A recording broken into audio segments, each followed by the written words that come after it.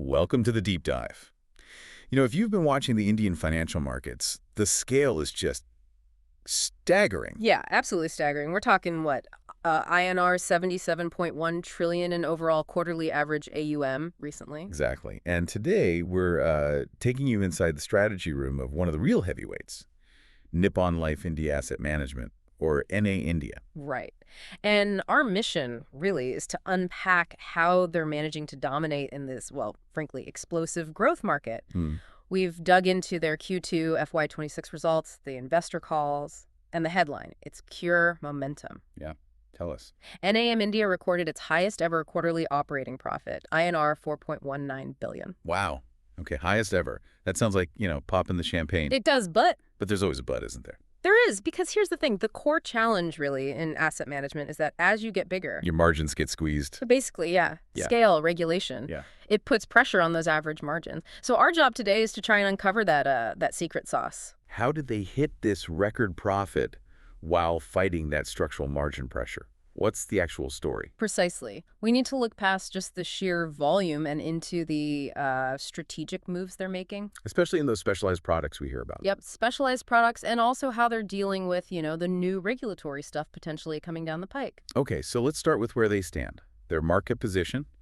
The sources paint them as, well, pretty aggressive right now. Definitely. They were actually the fastest growing AMC in the top 10 in the first half of fiscal 26. Fastest growing, okay. And that speed translated into real gains. They grabbed the highest increase in overall AUM market share across the entire industry during those 6 months. So they're not just growing, they're actively taking share from competitors. Exactly. Their overall AUM market share hit 8.51%. Now, that might not sound huge in isolation, but it's their highest point since June 2019. Right, so that 8.51%, why is that specific number significant now? Is it shifting the pecking order? Well, it signals real efficiency and momentum, I think. In such a fragmented market, gaining ground is tough. And crucially, their equity market share also climbed up 17 basis points year on year to 7.13%. That shows they're winning confidence in the most valuable part of the market. And just to put some, concrete numbers on this, what's the total scale we're talking about? Huge numbers. Total assets under management, or AUM, closed at INR 7.61 trillion. Julian, wow. And their core mutual fund quarterly average AUM that grew 20% year on year hit INR 6.57 trillion. They're getting bigger and faster than their main rivals. Okay, and you mentioned stability factors too. There was a dividend. Yeah, the board declared an interim dividend, INR 9 per share. That's a solid signal of confidence in their current finances. And leadership continuity. Right. They extended the term for their executive director and CEO, Sandeep Sikka, another 5 years starting in 2026. That matters, doesn't it? When you're navigating growth and trying to protect margins long term. Absolutely. That kind of stability at the top is key. And, this dominance isn't just about big institutional money. It's their retail reach that's really, really impressive. It's their moat, which brings us nicely to the quality of this growth. The engine, you could say, is systematic investing, SIPs. Yeah, the SIP story. It's huge across India right now, isn't it? It's massive. The industry numbers are just, well, look at this. SIP contributions for the quarter hit INR 861 billion. That's up 21% year on year. Incredible. And get this, monthly SIP flows actually hit an all-time high in September 2025. INR 294 billion in a single month. So the overall market is booming. Total unique mutual fund investors. Yeah. 57 million now. Yep. 57 million unique investors across India.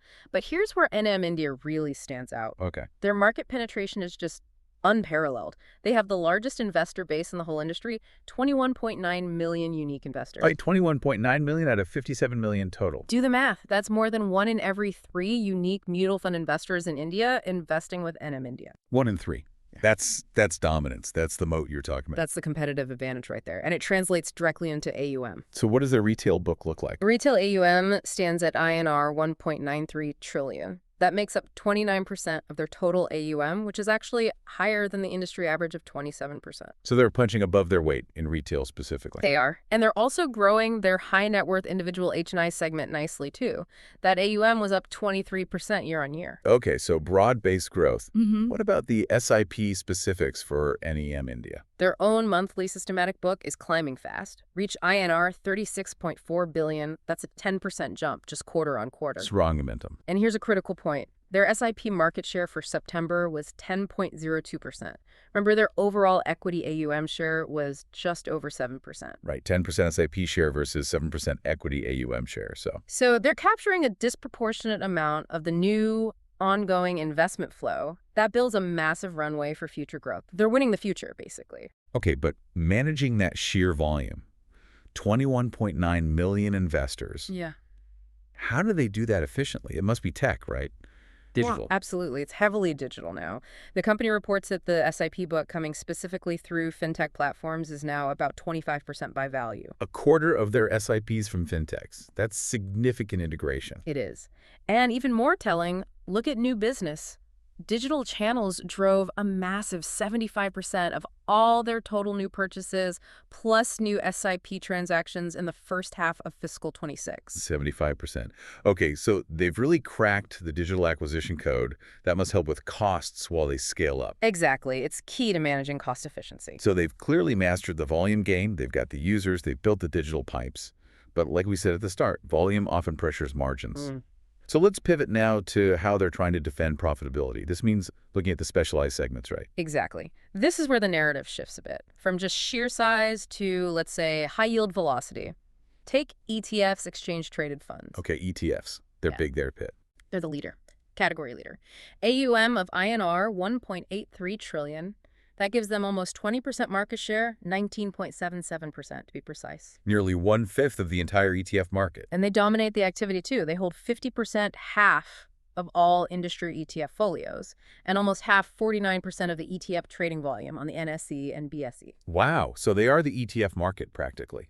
But wasn't there something surprising within ETFs? Commodities? Yes, that was interesting. Really rapid growth in commodity ETFs. Their gold ETF AUM jumped 36% quarter on quarter. 36% QOQ, that's fast. And silver ETF AUM surged 89% quarter on quarter. Whoa, 89%. Yeah. Combined, gold and silver ETFs hit INR 450 billion AUM for them. Okay, so why the big push into gold and silver EPS specifically? Is it just chasing trends or something more? It looks very strategic. It's about margin. The sources explicitly state that the yield they realize on gold ETFs is higher than their average ETF yield, which is around 17 basis points. Okay. So it's not just AUM growth, it's profitable AUM growth they're targeting there. They're deliberately chasing products with better fee structures. Precisely. It's a deliberate margin defense strategy. And this higher margin strategy extends beyond ETFs, right? Alternative investments, AIFs. Yes, absolutely. AIFs, alternative investment funds. Yeah. These are typically for more sophisticated investors, think private equity, venture capital, that sort of thing. Right. Higher risk, potentially higher return, and higher fees. Generally, yes. Their total cumulative commitment raised under AIF reached INR 87.2 billion. That's up 30% year on year. So strong growth there, too. What are they doing in that space? Well, in Q2, they fully deployed a venture capital fund of funds, spread across 14 underlying funds. This gives their investors exposure to over 410 startup companies. Okay, interesting diversification. But what about the yields? You mentioned yields. This is the key point. The yields realized on these non-mutual fund products like AIFs are significantly higher. We're talking a range of 60 to 120 basis points. 60 to 120. Compared to their overall average mutual fund yields. Around 36 basis points. Okay, so potentially double, triple, even quadruple the yield of their average MF product. That starkly illustrates that fight against margin pressure we talked about. Absolutely. It shows you where they see the future profit potential. And management sounds really bullish on this stuff. Especially new categories. Yeah, they specifically mentioned the new special investment fund or SUF category. They think it can be very, very big. So they're clearly banking on these high-yield segments to drive future profitability. And are they looking beyond India for growth too? A gift city? They are. Their funds based in Gift City, that's India's international financial services hub, more than doubled just quarter on quarter, reached about USD 31 million. Small base, but rapid growth. And overall offshore AUM? That remains pretty substantial, INR 161 billion, though they did note a slight dip there from the previous quarter. Any reason given? Yeah, management pointed mainly to the global geopolitical situation and the related mark-to-market impact, adjusting asset values based on current market prices hitting equity flows. They see it as more of a temporary headwind in that offshore segment. Okay, let's tie this all together now. Back to the financials and that central conflict. record operating profit versus that long-term margin squeeze. Right. So the consolidated numbers for Q2 FY26, revenue from operations was INR 6.58 billion. That's up a healthy 15% year on year, clearly reflecting that AUM growth we discussed. Okay, strong top line, but profit. Profit after tax, or PNE, was actually slightly lower year on year and down quarter on quarter. Came in at INR 3.45 billion. Down 4% UI, 13% QOQ. Okay, so revenue up, profit down slightly. What explains that divergence? Costs. Exactly. It's a cost of doing business and investing for growth. Operating expenses rose 16% year on year. Why the jump in costs? They mention a few things: a major branding exercise, ongoing tech investments, which we saw driving that digital success, and also maintenance charges for their new office space. So they're spending money now to fuel that next phase. Investing to grow. Hmm? Makes sense. But let's talk about the structural profitability challenge again. The pricing.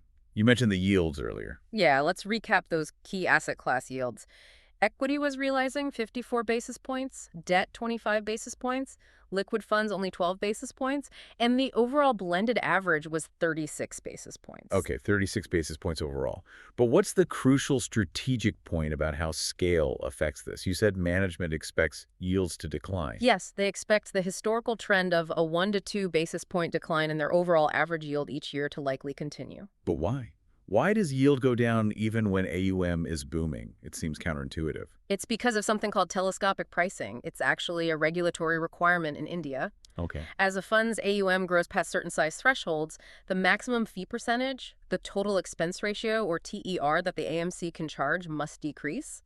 So the bigger the fund gets, the lower the percentage fee they earn on each rupee in that fund. Exactly. So paradoxically, their very success in gathering assets automatically pushes down their average margin over time. This is the big structural headwind they're constantly battling. Okay, that makes the push into those high-yield AIFs and commodity ETFs we discussed in the last segment seem less like just an opportunity and more like a necessity. It's absolutely essential for them. They are trying other things too, like actively managing distributor commissions.